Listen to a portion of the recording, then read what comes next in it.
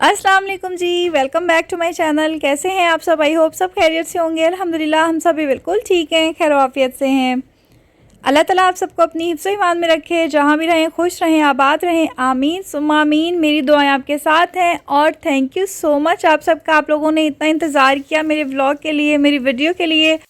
मेरी प्यारी सी YouTube family जिन्होंने मुझे मैसेजेस किए इंस्टाग्राम पे, व्हाट्सएप पे, आप सबका बहुत शुक्रिया। और बस यही वजह है कि मैं आ जाती हूँ वापस, वरना मैं पूरा जो है तहैया कर लेती हूँ कि मैंने अब वापस वीडियो नहीं बनानी। बट आप लोगों का प्यार है, चाहे कुछ लोग ही हैं, इन कुछ लोगों के लिए फिर मुझे वीडियो बनानी पड़ती है। तो बस जी, असल में आपको पता है कि मेरी मदर इन लॉ की तबीयत काफ़ी ज़्यादा ख़राब थी। थोड़ा थोड़ा करते करते जो है ना तबीयत कुछ ज़्यादा ही ख़राब हो गई। हम लोग बस डॉक्टर्स के चक्करों में रहे, कभी लाहौर जा रहे हैं तो कभी साहिवाल जा रहे हैं, और फिर घर में कोई ना कोई आना जाना लगा हुआ था। मसरूफ़ियत इतनी ज़्यादा बढ़ गई थी कि मुझे टाइम नहीं मिल पा रहा था। तो बस यही वजह थी जिसकी वजह से मैं वीडियो अपलोड नहीं कर रही हूँ, और कोई ऐसा रीज़न नहीं है कि मैंने यूट्यूब चैनल छोड़ दिया है। जब कभी ऐसा मेरा इरादा होगा या जब कभी मेरा ऐसा प्लान होगा ना, तो सबसे पहले मैं आप लोगों को इन्फॉर्म करूँगी, उसके बाद मैं जाऊँगी। तो अभी मेरी तरफ से अल्लाह हाफ़िज़ नहीं है आप लोगों के लिए। इंशाल्लाह ताला वीडियोज़ आएंगी, डेली आया करेंगी, और आपके साथ मैं अपनी डेली रूटीन पहले की तरह शेयर किया करूँगी।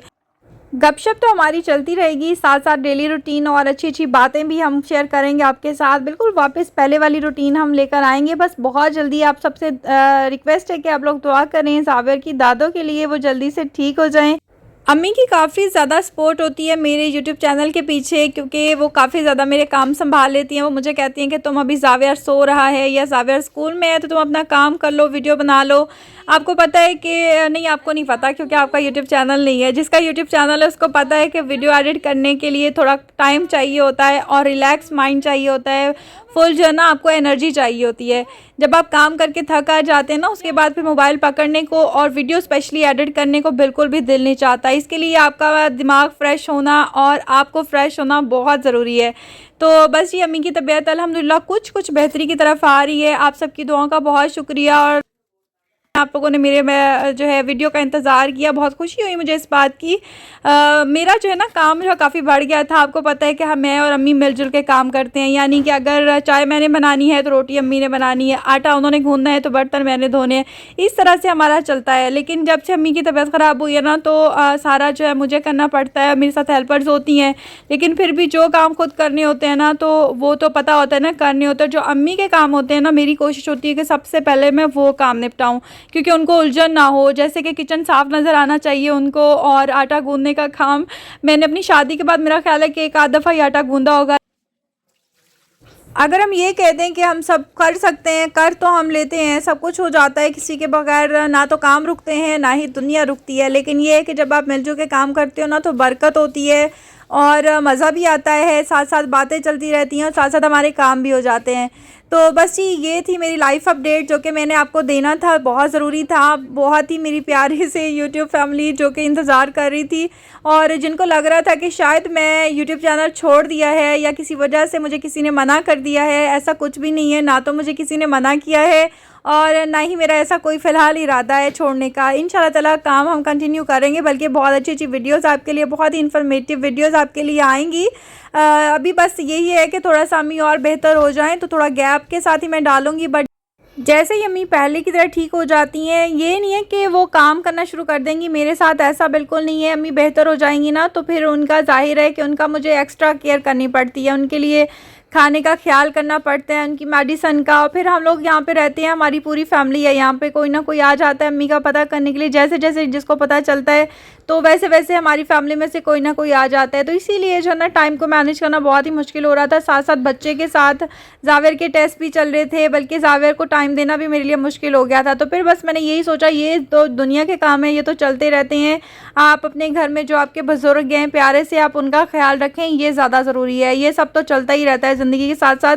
नहीं भी होगा तो हमारा खैर है, गुजारा हो जाएगा। लेकिन जो हमारी फैमिली, जो हमसे जुड़े हुए लोग हैं, प्यारे प्यारे से रिश्ते, खूबसूरत रिश्ते, उनका ख्याल रखना ज़्यादा ज़रूरी है।